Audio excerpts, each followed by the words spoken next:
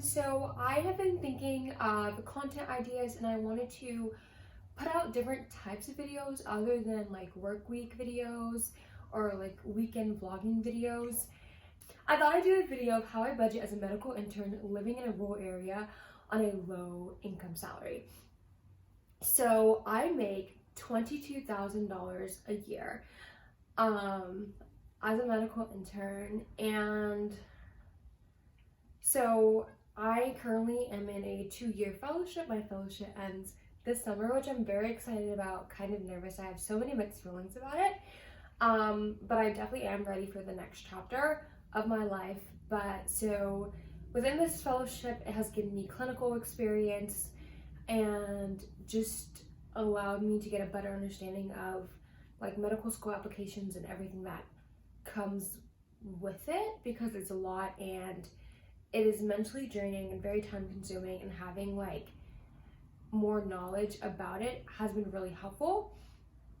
So yeah, it's a 2-year program. I've been working as a CNA, which is a certified nurse aide. So I'm able to room patients, take vitals.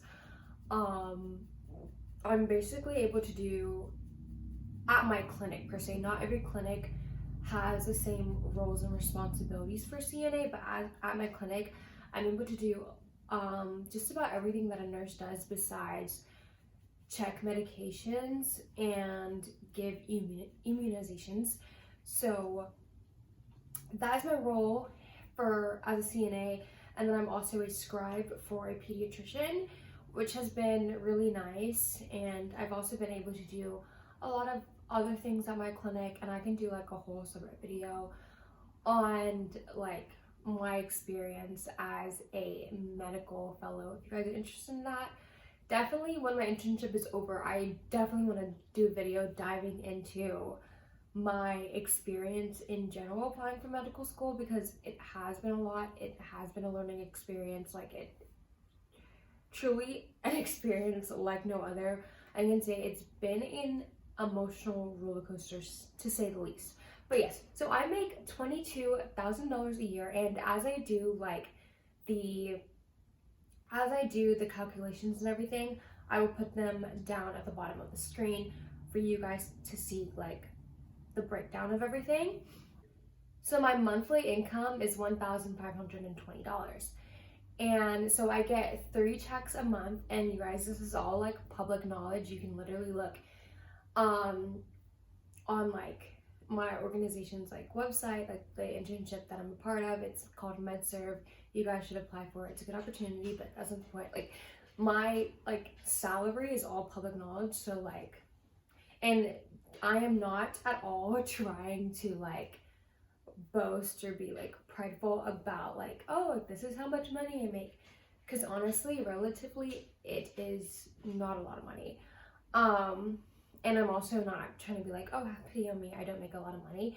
But I just want to like share this video as like budgeting tips and just how I budget, and just my experience living in a rural area, my experience having like low income, my experience like how I save money while like working in an internship.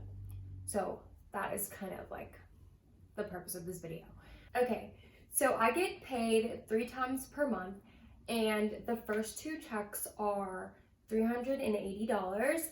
And so the way I budget that is $380 and divided by 2, and that is $190. So $190 goes into my savings account and $190 goes into my checking account.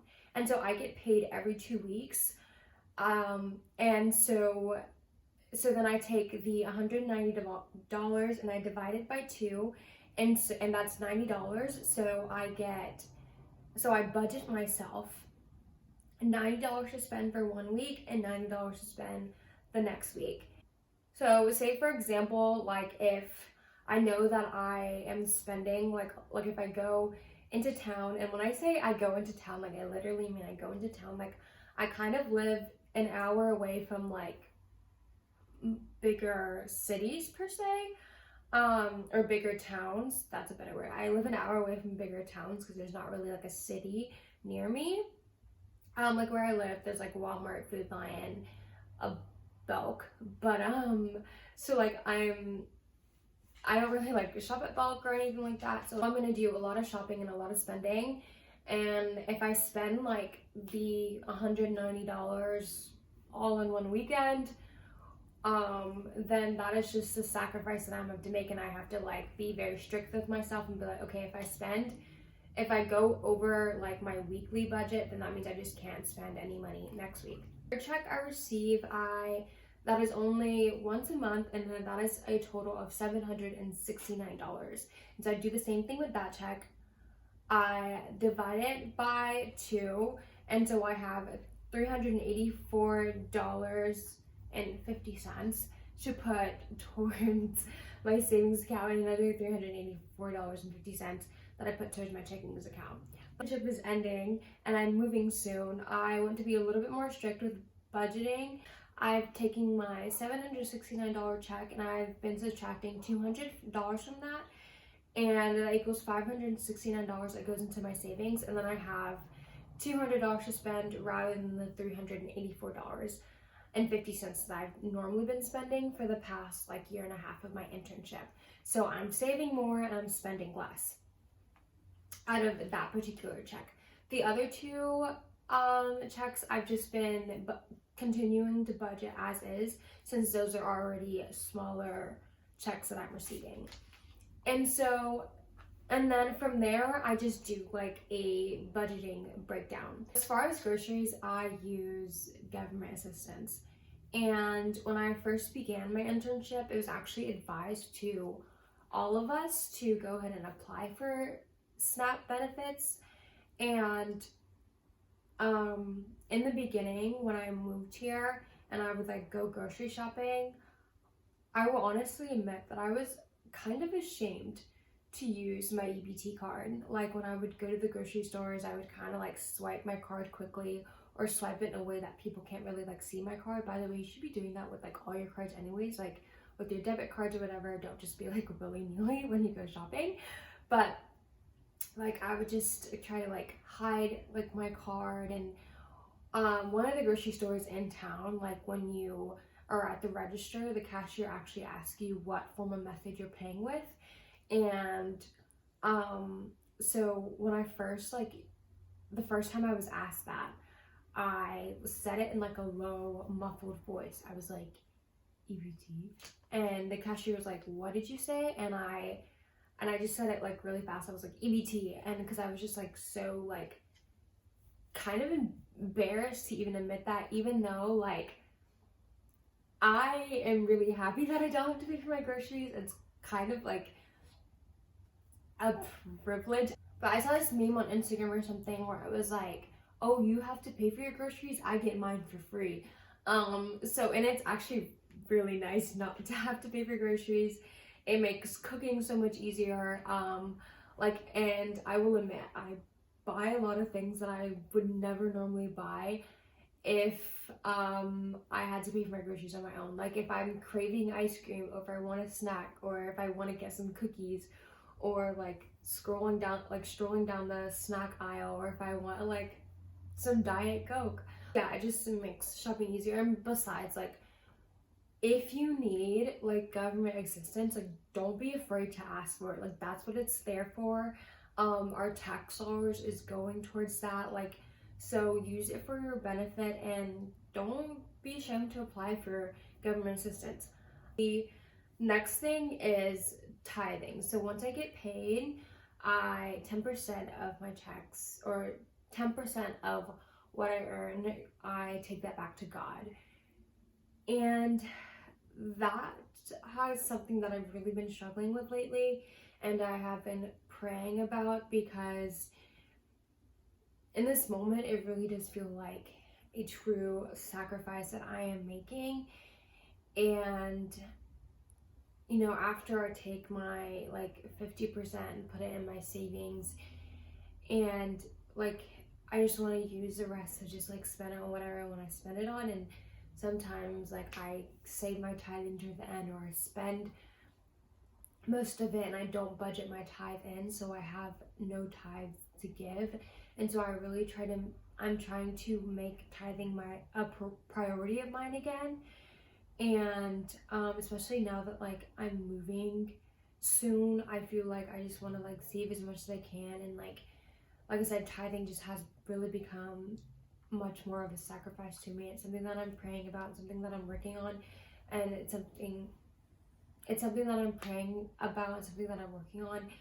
And I truly want to give that back to God because it's His anyways, and I'm just fortunate enough and blessed enough to even have a job and to have a paid internship that allows me this clinical experience. I remember my first job at Chick-fil-A, and when I received my first check, I took my 10% and I gave it towards my tithes, but at that time it honestly didn't feel like that much of a sacrifice. I was 16, I was still living up with my parents, and really the money that I was making from that job, I was using it for little things. And you know, when I wanted to go shopping now and then, or like hang out with my friends or go see a movie, it wasn't like now where it's like, oh my goodness, like I have to pay rent this month and pay bills and, you know, put gas in my car. It feels much more like a sacrifice now, and I just really want to prioritize paying my tithes. So the next couple of things that I'm going to mention are in no particular order, but it's something that I budget out for every month. So obviously gas. My car is pretty good on gas, and so that's $35 a week-ish, a week and a half, that I pay towards gas. And next thing is a gym membership. So when I moved here, I knew that investing in a gym is something that I wanted to do because I love going to the gym. I truly enjoy it. It's an interest in mine. It's a hobby of mine. I go like 3 to 4 days a week. I would go more if I could, honestly. So when I first started my gym membership, my initial payment was $90. And that was very like difficult at the time. Like, so I went to the gym, I tested it out, I went to see if I liked it. And then I went home and I thought about it, and I was like, do I really want to pay $90 right now? Like, is that something that I really want to put my money towards? And I thought about it, and I was like, yes, because like I said, I like going to the gym. It's something that interests me. Yeah, it's honestly something that I truly do look forward to every day. So like I said, my first payment was $90. It was like a $45 enrollment fee, like a membership fee, and then it was $42 every month, which that on my like salary is a lot sometimes. But last April, I applied for a fee assistance program at the gym, and I'm really thankful that the gym I go to had that. And so my monthly payments went down from $42 to $10, which was amazing. But coincidentally, at the same time, I got pet insurance. And that monthly, so my monthly pet insurance is $35. So I went from paying $42 to $10 at the gym, but then I added on a $35 expense. So like it kind of evened out, I guess. And there was not really much of a difference once I switched my gym payments. And the reason why I decided to get pet insurance is because I never know what could happen. Like, she could potentially get sick or anything, and I want to be financially prepared for that. I had her for about 3 years now. I adopted her from a shelter, and when I got her, she had fleas and ticks, and of course she needed her shots. So I gave her a bath and I took care of the fleas and ticks as quickly as possible because that's absolutely something I did not want to bring into my home. But 3 months after I got her, I realized that she had worms. And so the vet visit, the testing that they had to do on her, and her medication cost over $300. And so I wanted to make sure that if I had to do an expense like that again on her, that I would be financially prepared. So I got pet insurance, and so every month $35 comes out of my account, and sometimes I'm like, why am I paying for this? Like, do I really need this? And I remember that incident, and I want to be financially prepared. But honestly, it does suck sometimes seeing that money come out of my account. Also, something that I forgot to mention or note, when I first moved to the area, I bought my bedroom set from Ashley's, and that was a $250 monthly expense that was coming out of my account for a year. And so that is no longer an expense that I have. But for the first year of living here, that was something that was coming out of an expense that I had to pay. So yeah, budgeting has like always been something that I had to take into account when, like, on my salary and just the things that I needed, because before having this bedroom set, I was sleeping on an air mattress for about a month, so I obviously needed it, and it was something I definitely had to prioritize. The next thing is I have a Hulu subscription, but it is only $5 a month, which is for Hulu and for Disney Plus. So that is not my biggest expense, and it is something that I'm happy to pay. Although I have been watching more Netflix than Hulu lately. If you guys follow me on Instagram, you know that I have been obsessing over rom-coms and romantic movies lately. Since the month of February, Netflix's rom-com section has been absolutely fantastic. Like, I have enjoyed every movie that I've watched, but my family also uses my Hulu account, so when I'm not using my Hulu account, like, there is someone else that's using it, so it's an expense that I don't mind paying. This might not necessarily be a long video, but I hope it was still an interesting video. I wanted to do something different besides my weekly vlogs, and I thought this might be a little interesting for you guys. I saw that Laura Norris recently did a video like this, but she has a much different lifestyle than mine. She lives in New York City, and she's a full-time content creator, so her spending looks a lot different than mine. But that was just my budget breakdown as a medical intern living in a rural area. I hope you guys enjoy this video and have a great Sunday.